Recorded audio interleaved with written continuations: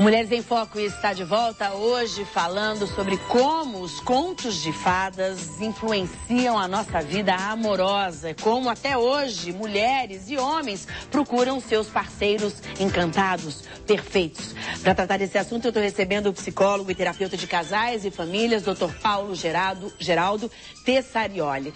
Pois é, eu estou pensando aqui, como é que a gente consegue separar o que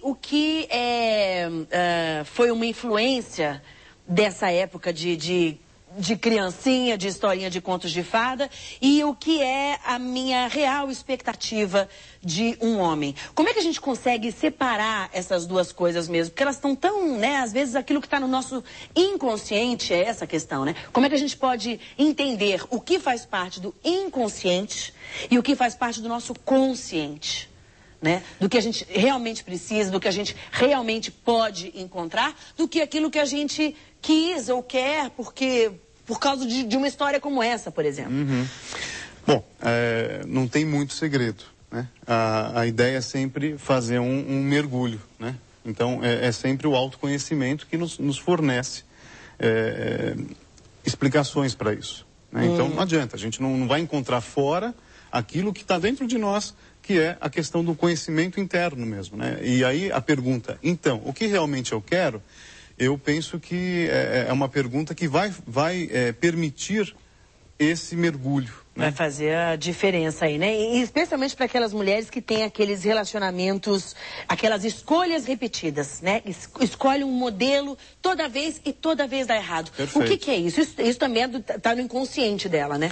Sim, às vezes não, para não dizer quase sempre, tem ligação com os padrões que ela apreendeu durante a infância, que é aquela primeira fase que você estava comentando antes, a respeito do impacto ou da influência, né, que do ponto de vista psicológico os contos de fada trazem, né?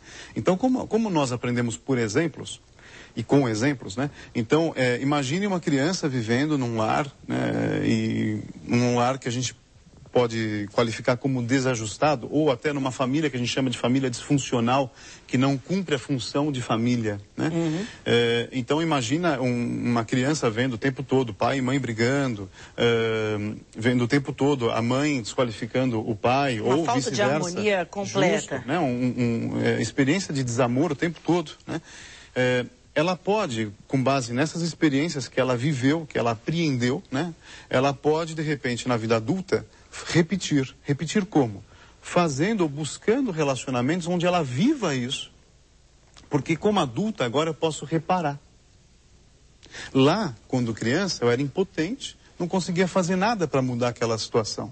Eu só tinha que ficar como espectadora daquilo, né? Esperar que um dia aquilo mudasse. Como adulta, eu tenho poderes para fazer diferente. Então, de repente, às vezes a mulher, com esse tipo de padrão que não conhece, só conhece se fizer esse mergulho interno, né? Buscando o histórico de vida dela, enfim, é uma coisa bem complexa. Às vezes com a ajuda de um profissional isso é facilitado. Mas ela também se propor a fazer esse mergulho, talvez ela consiga. Então, fazendo esse levantamento, tentando resgatar tudo isso, que é a história dela de vida, né? Isso pode ajudar ela a entender o que está acontecendo com ela. Então, essas mulheres, por exemplo, se não fizerem é o que você falou do padrão repetitivo, né? Como o cão que corre atrás do próprio rabo, né? Chega uma hora que ele vai cansar, chega uma hora que ele para, né? Às vezes com muito sofrimento a mulher para com isso. Verdade. Agora, como é que fica a cabeça dessa criança que ouve a historinha em que tudo é perfeito, o príncipe é legal, a princesa é maravilhosa, o príncipe é ético, bom caráter, não brigam jamais, muito pelo contrário, é tudo maravilhoso, e que em casa tem essa situação de conflito constante, né? Complicado para a criança, né? Sim, o que pode acontecer com uma criança a partir daí, então? Ela começa a perceber que a fuga para o imaginário é muito interessante. Então, às vezes, são pessoas na vida adulta que o tempo todo ficam presas a projetos que são inalcançáveis, né? Que são projetos que fatalmente ela vai incorrer no insucesso, porque não consegue obter aquilo. Então, ela vai sempre idealizar. Às vezes, ela tem já do lado aquilo que ela quer e não percebe, porque como idealiza, está sempre de olho no que não tem. Isso acontece muito, né? E como? Muito, né? E como? Tem como. Por causa dessa idealização que vem lá da infância. Geralmente é da infância, né? Até quantos anos? 7?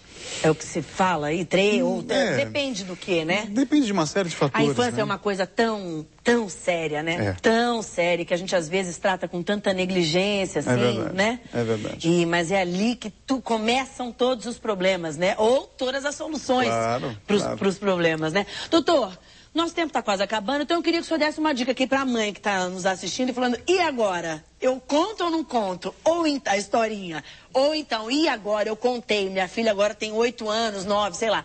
O que eu faço? Eu reconto? Eu dou uma nova versão? Qual a orientação para os pais? Essas historinhas são válidas? O que tem de errado nelas que poderia ser mudado? O que pode acrescentar? Veja, as histórias são válidas, né? Como eu falei no começo, elas organizam o mundo psíquico da criança também. Elas oferecem um modelo. Mas aí cabe também aos pais mostrarem, né, que existem outros modelos.